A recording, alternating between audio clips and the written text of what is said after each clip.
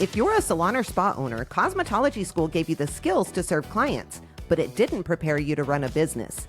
You probably thought ownership would mean freedom, but instead you're working harder than ever, barely paying yourself, and worried that everything's going to fall apart the second you step away. Welcome to the station, where we give you real strategies, systems, and structure so you can step into the CEO seat where you belong.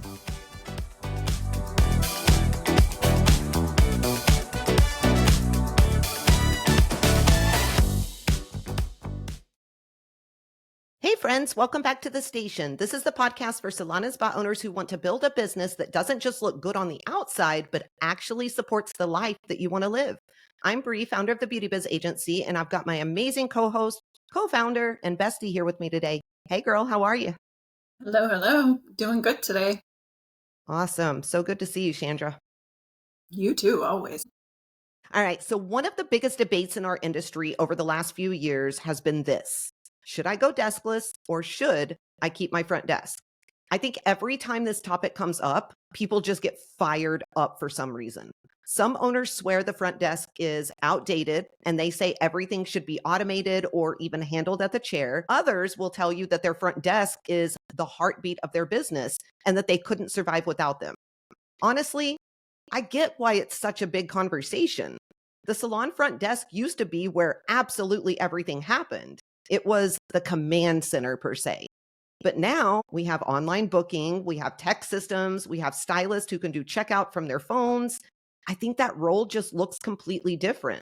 So today we are going to break this down, not from a place of opinion, but from the actual numbers that you guys need to look at when you're deciding if you need a front desk or not.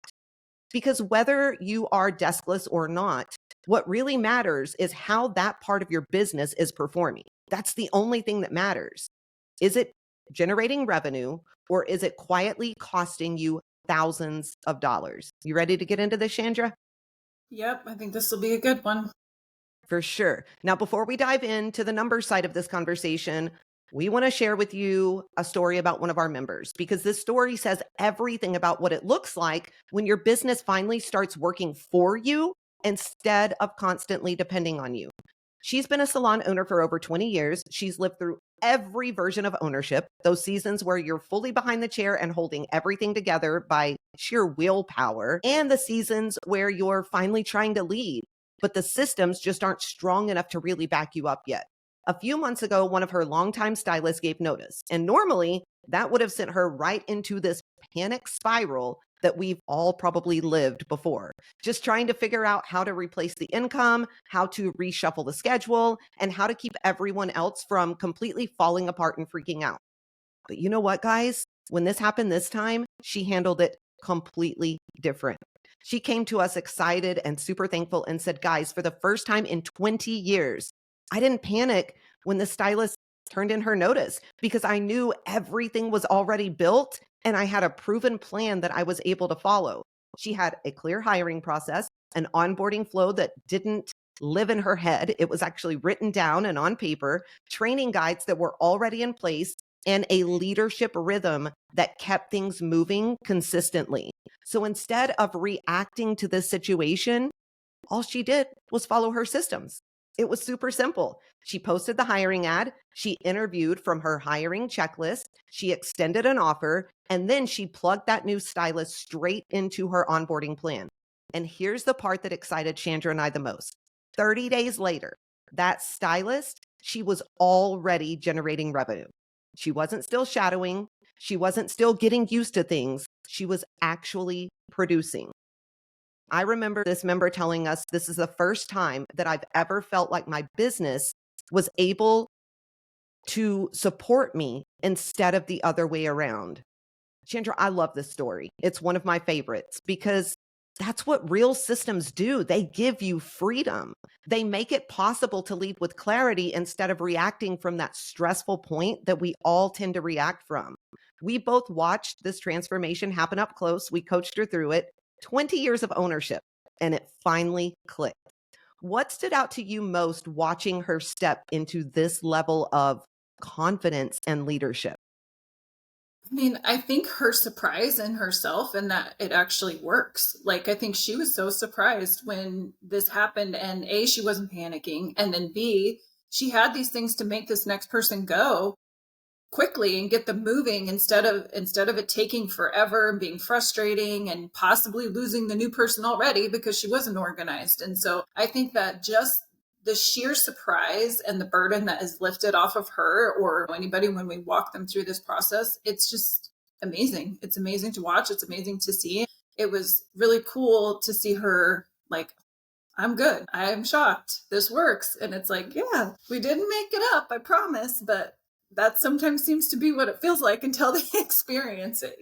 But yeah. Absolutely. And I think, she spent decades trying to figure this out on her own. Decades trying to do it and ending up in the same spot or a worse situation.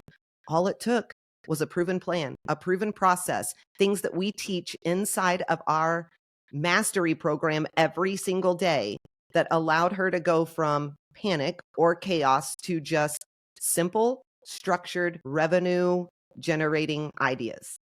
Pretty cool. Okay, let's talk about why this topic has blown up so much in the last few years when we talk about deskless or keeping your front desk. Every few months, you will probably see a post go viral in a hairstylist group or salon owner group, somebody saying, we went deskless and we saved $70,000 a year. Then you're going to see probably a bunch of comments that follow that says, oh yeah, we did too. Best decision ever. Our salon feels so much more modern. Then right underneath that, another owner jumps in saying, you know what? We tried going deskless and it was a nightmare. Stylists were overwhelmed. Clients were frustrated. We brought the desk back within 3 to 6 months. That's the reality of this situation. It's very confusing, and there are a ton of opinions out there. And to be honest, both sides are right. Deskless, it can work. So can having a front desk. But both can also fail miserably if you're not careful. The real difference, in my opinion, it isn't what you choose. It's whether your business has the structure, the accountability, and the data to support the choice that you make. So, why is this such a big deal? Because for most owners, the front desk feels like a very gray area. It's expensive, it's really hard to manage, and it's one of the first things that you question when money gets tight. It's one of the first areas that Chandra and I look at when we're going through numbers with our owners. So we get it. You're looking at the payroll number and you're probably thinking, if I could just take this off my plate, I would have maybe a little bit more breathing room. But the front desk, guys, it isn't just a payroll line. It's the control center of your client flow as well. So this is why you have to think about it so much. When you have a system there and it isn't running well, it's going to show up everywhere. It's going to show up in your stress, in your client retention, and in your bottom line. Now, let's kind of get real about what actually happens on both sides of this debate, Chandra, because I think this is where a lot of people just give their opinions, but they don't really dig into what it looks like. From your perspective, have you seen this being a debate on social media in the last year or two quite often? Oh, yeah. I feel like it's always going around different groups constantly. Yeah, 100%. Look, guys, when a salon goes deskless and it doesn't work, it's rarely because the idea was bad, to be honest with you. It's usually because the transition wasn't built on a true system. Stylists were probably told something like, you're going to handle the checkout now, but they weren't trained on how they were actually supposed to do that, much less how they could do that well, right? So they rush through the end of the appointment, they forget to rebook, they skip the retail conversation, and before long, the rebooking rate of the entire salon drops by 20% and retail completely tanks. Nobody meant to do anything wrong. They just didn't have a plan. On the flip side, when a salon keeps a front desk and it's not working, it's usually because the team has no targets. They're being nice, they're trying to stay busy at the front desk, but they're not producing revenue. They have to produce revenue. Calls are getting missed, clients are sitting too long before check-in, nobody's following up on inquiries. All of this is happening. It's not always a people problem, though. And this is one of the things that Chandra and I try to coach people through. Everybody always blames the people, they always blame their team, and that's not always what it is. 9 times out of 10, do not smack me through this screen or phone or whatever. It is a leadership problem, not a people problem. Chandra, why do you think so many owners skip over these important pieces, like actually leading the front desk or creating structure for their stylist? Instead, they just react and say something like, let's go deskless, or, oh, let's just keep the same old, same old. They don't dig into anything, they don't create anything, they just do whatever they feel like doing. Yeah, I think a lot of times the front desk gets forgotten. Like the owners are always focused on the service providers, the people bringing in revenue.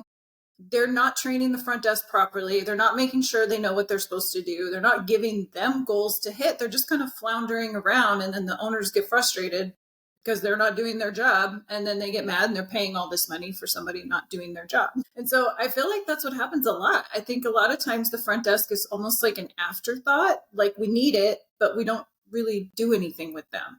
And that's where that leadership piece, like you're saying, really has to come in, because they need to be the same as your service providers as far as, having the same goals and things in your business. And they just, I don't know. I mean, even in the beginning, I think I thought about them that way. And it was just kind of like, you got to have these people answering the phone, but you're not actually treating them the same, doing the same things with them that you do with the other team members. Yeah, 100%. I'm going to be completely honest with you here. I think the reason that owners jump to the decision of whether to go deskless or to keep it the same is because they're just too tired. They don't want to research and they just want to make a decision. They want something just to feel easier. And honestly, I get that. I really do. When you are stretched too thin, cutting something, it feels like control. It's the one piece you have control of.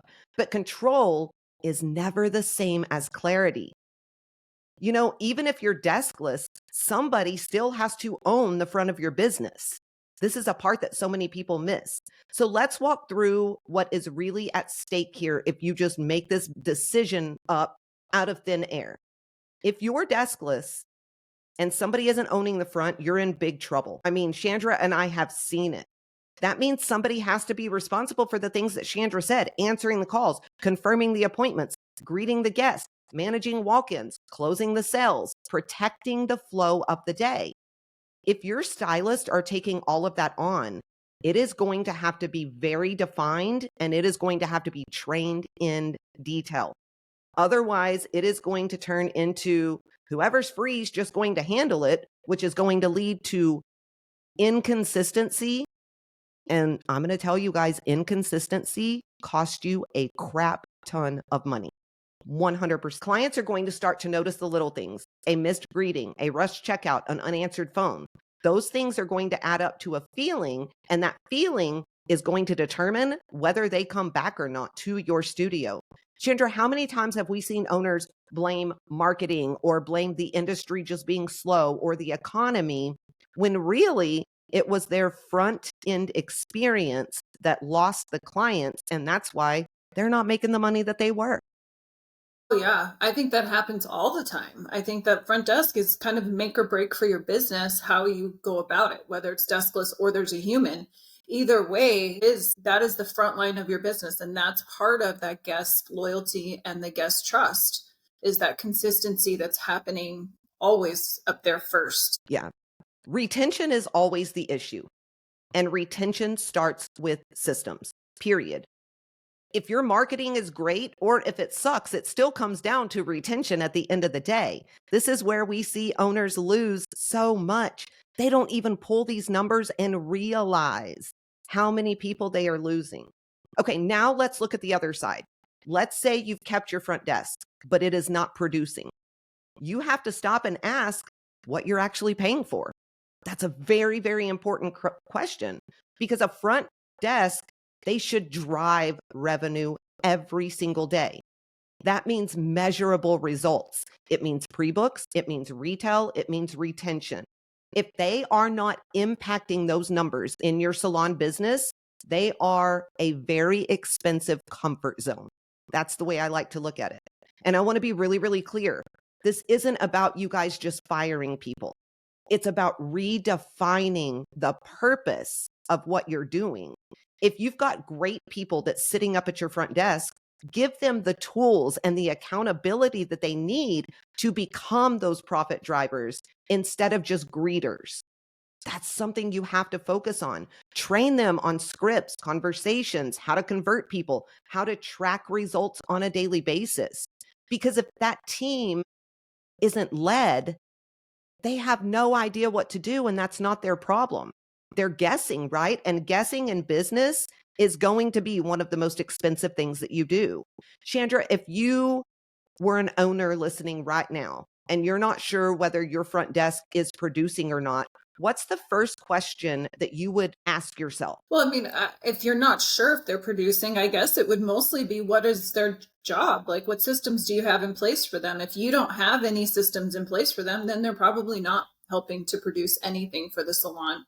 And I think that, I would also look at like how often are you checking in with your front desk team? How often are you making sure that they are staying on task and handling things to your expectation? Because I think most of the time that's not happening. And that's what's losing that retention. That's what's losing those clients to come back if you have that inconsistent experience up there and you don't even know you have it. So I would definitely check in on that stuff first. And pull those numbers. Look at those numbers because emotion will tell you, I think this feels okay. It looks like they're doing what they're supposed to do, but data, that's what's going to tell you, here's what's actually happening. The hard truth is you can't manage what you don't measure. You are going to hear Chandra and I repeat that over and over and over again throughout all of our episodes, really, because it's the absolute truth.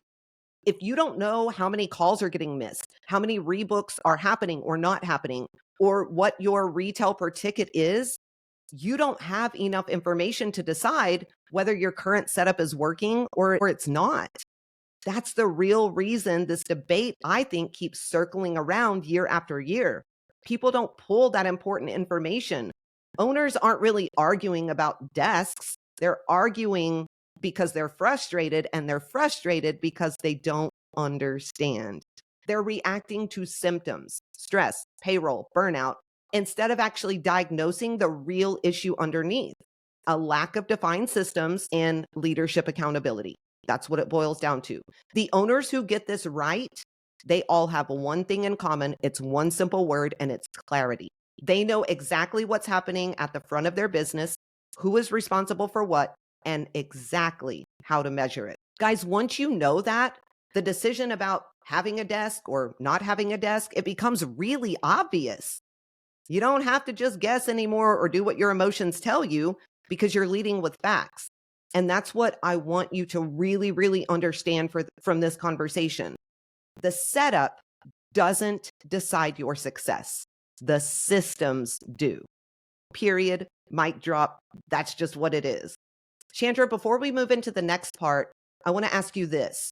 When you are coaching owners through big operational decisions like this, because this is a big operational decision, what is the one mindset shift you wish that they would maybe make a little sooner than they usually do? I mean, I really think the biggest mindset shift when they're making those changes is kind of being the leader, like you said, actually not being an emotional reactor and actually looking at data to help them make that decision instead of just I'm annoyed with the front desk people, so now we go deskless and that's it, right? Like I think it's just having that mindset shift to actually know, okay, what do I look for? What is that data to tell me which direction I should take this? Oh yeah, I agree.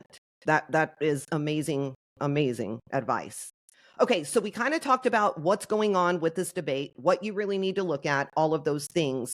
But we want to give you some steps that you can start with today if you are wanting to know if your front desk is generating revenue, if you're trying to decide if you want to get rid of your front desk, or if you're trying to decide to bring it back. So here's some things that you can do. Step one, track every missed call for 2 weeks. You would be shocked how many owners have no idea how many calls their salon misses each and every week.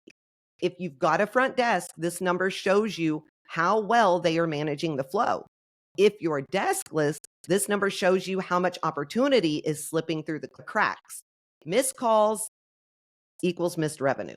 It's that simple. Chandra, when we've done this maybe with our coaching clients or in our own salons, because I know we've both done it. How often does this number surprise people, or how often did it surprise you? I think they're completely shocked. I think they don't even realize how many calls are even coming into the business, much alone how many are actually getting missed.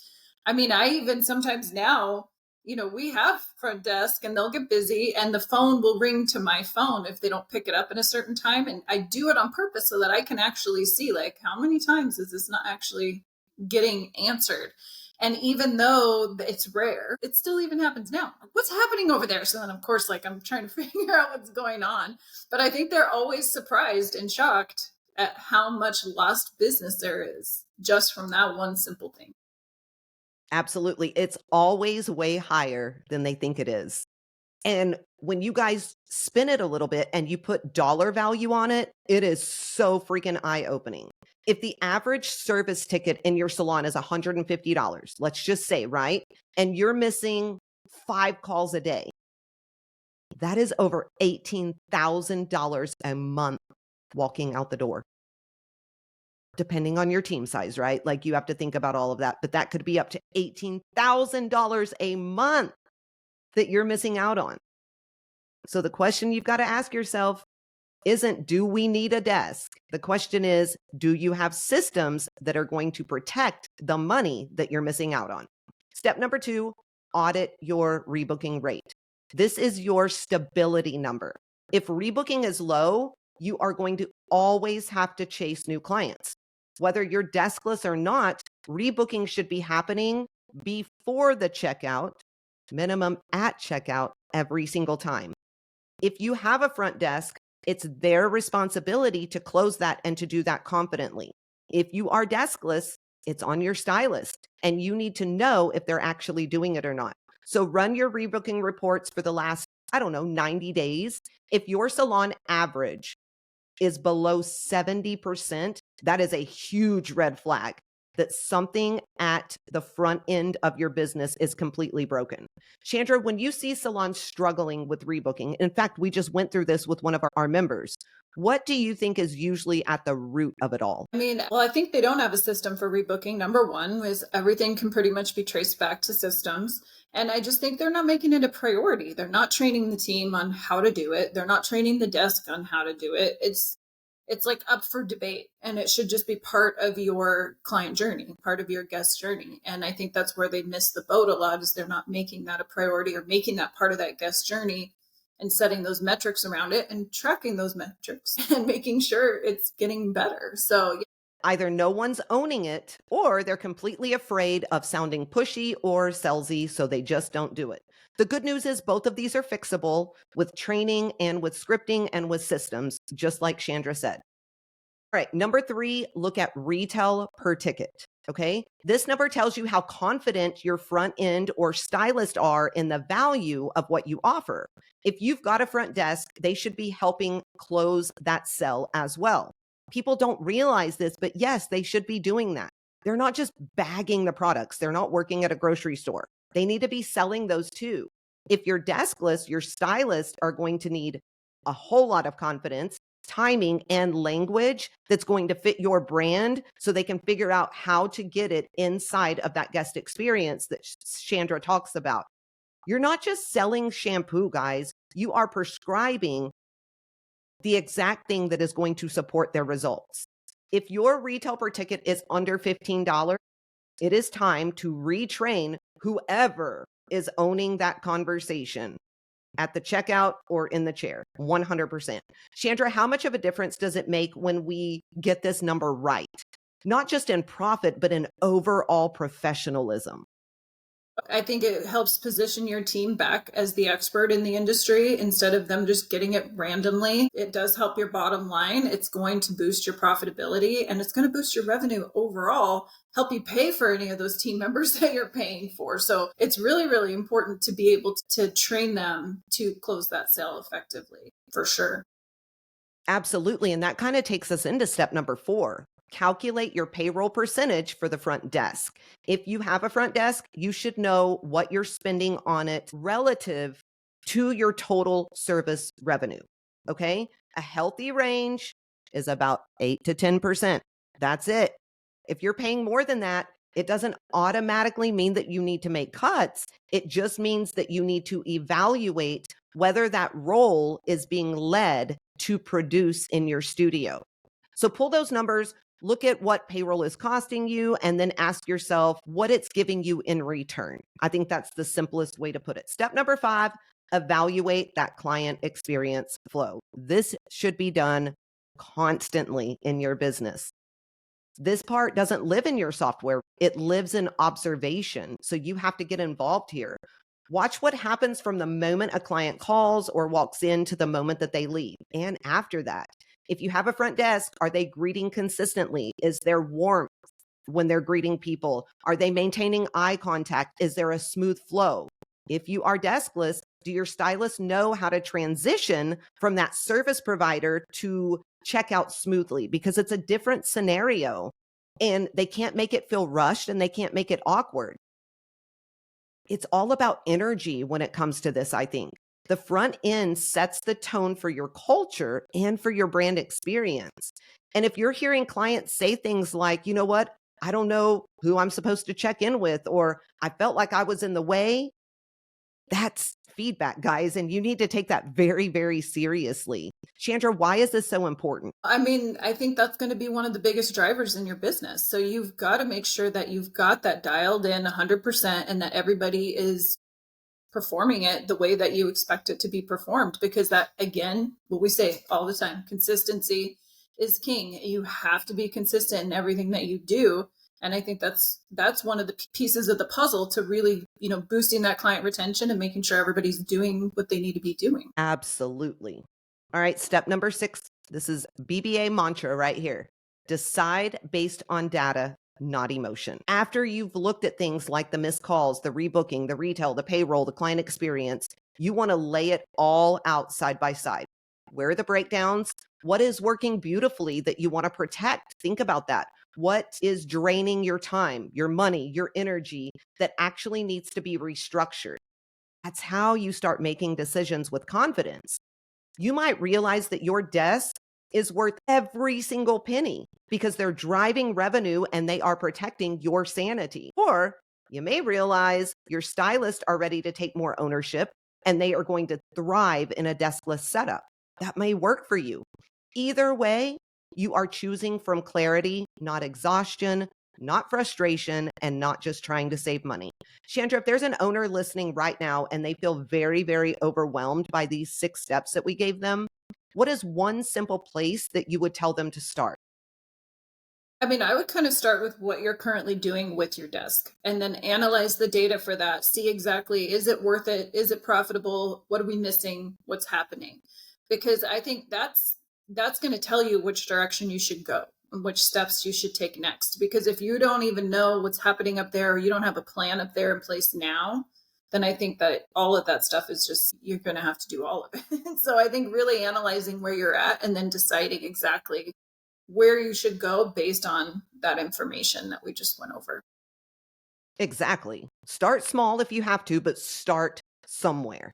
It only matters that you start because the longer you wait to try to get clarity, the more money you are going to lose without even realizing it. I bet some of you guys have lost tens of thousands of dollars that you never even knew.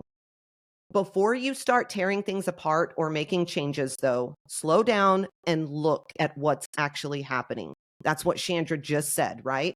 Don't start being that bull and just go in there and tear everything up. That's not going to work. Pull the numbers, watch the flow, talk to your team, do those things. You are going to see pretty quickly where those gaps are, and it's usually not where you thought they were.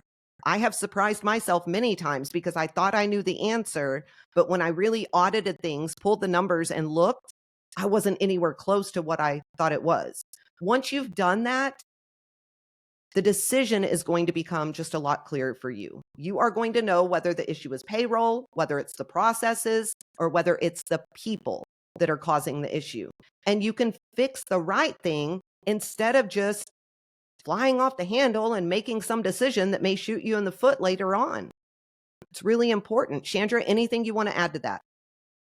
I mean, I think that really is where you need to start and where you need to look at. And if you need to even, like, just for example, really quick, one of the things that I do just to give you guys a little bit of clarity on how you can make this work is I sort of have a hybrid situation in my salon. We have a desk for the majority of the day, but then there's 2 hours every night where we don't have coverage. And I'm not going to hire someone else just to come in and work for 2 hours a few nights a week.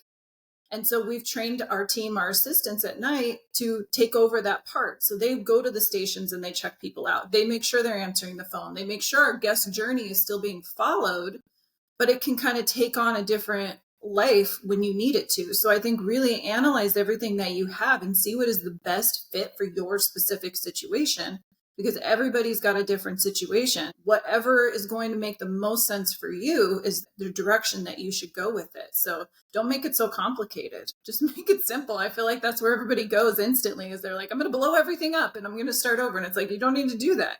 You need to like just take a step, figure out the best thing for you, and then start moving in that direction. Yeah, I think that was a great example for you to share too. So thank you for sharing that because I think that is important. And this is one of those decisions to where you are going to get clarity if you do everything that we talked about, but it shouldn't be a real rushed decision unless you are in big financial trouble and you have systems that you can go deskless with. So it can't be a rash decision for sure.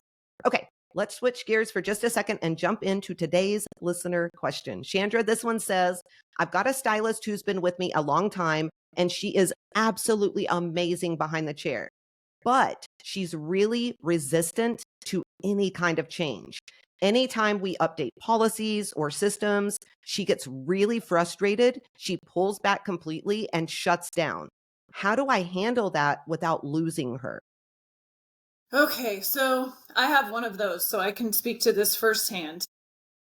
When you know those personalities, I mean, one recommendation I have is I when I'm going to make changes, I actually will pull that person aside and I will talk to them sometimes first, depending on what it is, but most of the time I will.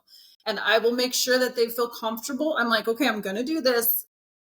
We're going to make this change. I know you don't like change because we're very transparent in my salon. So we're open about it. I know she doesn't like change. She knows she doesn't like change. So I'm trying to work with her to make sure we can have the best transition into whatever we're trying to bring in, whatever policy or anything like that. So sometimes when I have somebody like that, that's what I do. I try to be respectful because of their freak out, because that's what they do. And there's nothing you can do to control that, and just kind of try to make it be as smooth a transition for them as possible. So then when I announce it, they're not like, oh my God, they've already had time to process. They've already had time to work out, ask their questions, do their things, and then happy day, we move on. Yeah, that's actually great information. I bet a lot of salon owners would have never thought to do that. So I love that you do that. I think something that we need to remember too is that resistance usually comes from fear. It's not really from defiance. When somebody's been with you for a really, really long time, they've built comfort in how things are. So when you start tightening systems or asking for more accountability, it can feel like they are losing control or losing status in some way. We're not meaning that, but that's what it feels like. And I think this is where leadership really matters. You have to separate the emotion from the standard. You can acknowledge their feelings. I know this is going to feel different, but you can do that while also standing firm in what your business needs. So you still have to make the decision, even though they aren't, completely comfortable with it sometimes because it's what's best for the business. I think that's really, really important. Chandra, how do you help owners kind of walk that line between empathy and holding the line? I know we've answered this before, but I feel like a lot of owners really struggle with this. Yeah, I think a lot do. And that's one of the things that I always feel like I'm a little frustrated about sometimes when I'm trying to help them, because I'm like, oh my gosh, yeah, this is so easy. So I think the biggest thing is really like it's black and white. Like whatever you're doing with your salon, your business, your policies, your values, your everything, it's black and white. And you have to stick to that no matter what. But that doesn't mean you go around like an iron fist and be a crazy person all the time. It means this is how it is. This is how we are. This is our culture. This is what we do. Whatever it is that you're trying to change or do or create. But you have to always come in with that mindset of, like, I don't put myself on the employee side necessarily, but I always think if I were working for someone and I was presented this information, or I was going to have to walk into this change or whatever that is, how would I receive it? Right? Like, am I going to just be talked at and whatever, and then the owner's just going to disappear? Or, are they going to have some empathy, like, for whatever it is? Help me walk through that transition. Help me be part of the transition. And I think that's where empathy kind of comes in, is when you're dealing with people, right? And you're working with people, and you have to be cognizant and empathetic in a way to whatever it is that is the black and white rules, or whatever you're trying to grow or do. And I think that's where you have to learn that fine line between those two things. You can't just expect people to fall in line because you said so. You have to be there to help them do that. You have to be there to help them with those things. And so that's would be my advice when you're trying to walk that line between empathy and holding the line down, right? You know what fascinates me every week when we get on here and we're talking about all this stuff is we realize how much there is for owners to do. Like, there is so much. And this is why we want you owners out from behind the chair, or at least to have that choice, because there is so much that is sliding through the cracks that you're not even aware of, that can make your team stronger, your business stronger, bring you in more revenue, bring you in more profitability with every single thing that you can, attend to and take care of. And so we're saying this because we've been through it. We saw all of these things slip through in our own business. We were able to pull ourselves out and realize the huge list of things that we needed to really pay attention to once we were able to. If you're out there, you're listening to this and you're realizing that you've been going back and forth about whether to keep your front desk or to go deskless, here's what we want you guys to walk away with today. You don't need to copy what every other salon out there is doing. You just need to understand what is going to actually work for your studio, for your business. Don't ever make the decision out of frustration. Make it from clarity. And we told you how to get that clarity. If your desk isn't producing, don't assume it means the role doesn't work. Look at how it's being led first. If you've gone deskless and it feels super chaotic, don't assume that that means it can't work. Look at what's missing in those processes first. I don't think there's a right or wrong model here. There's only what's structured, what's led, and what's working. I mean, that's the biggest thing. If you are out there and you are ready to stop guessing, start measuring, and build a front end system that truly will support your salon business, this is the time for you guys to lean in and get these systems and processes created.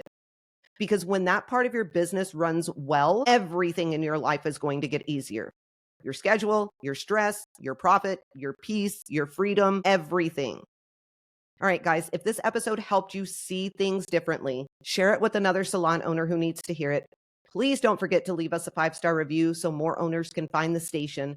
Also, make sure that you're subscribed so you never miss what's coming next. Chandra, how can our listeners keep up with everything we've got going on at the Beauty Biz Agency? Yeah, make sure you're following us everywhere on Facebook and Instagram at the Beauty Biz Agency, and on TikTok at the Beauty Biz Mentors. And definitely stay in touch. Shoot us any questions. We love to, help our listeners. And so if you can send us some questions, we can try to answer them on the podcast or when we're doing some other stuff. Absolutely. And go visit our website, www.thebeautybizagency.com. We have a ton of free resources. We've got a ton of information that you can use and implement almost immediately in your salon business. And if you're ready to get out of the situation that you're in, we have coaching options that fit pretty much everybody's needs. So be sure you check that out.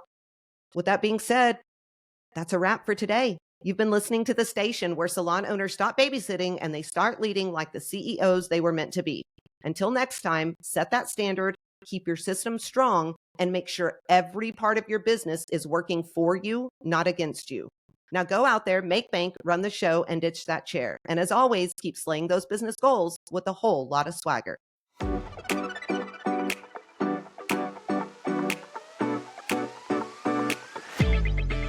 If this episode lit a fire under you, don't just walk away and let it die out.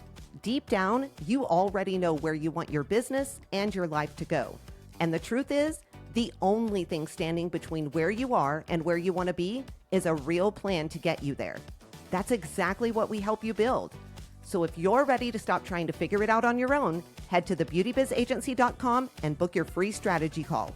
That call can give you the clarity that you've been needing and a real plan to move your business forward. Because at the end of the day, the only thing standing between you and the salon business you've been dreaming about is whether or not you're willing to take the action and the steps in order to build it.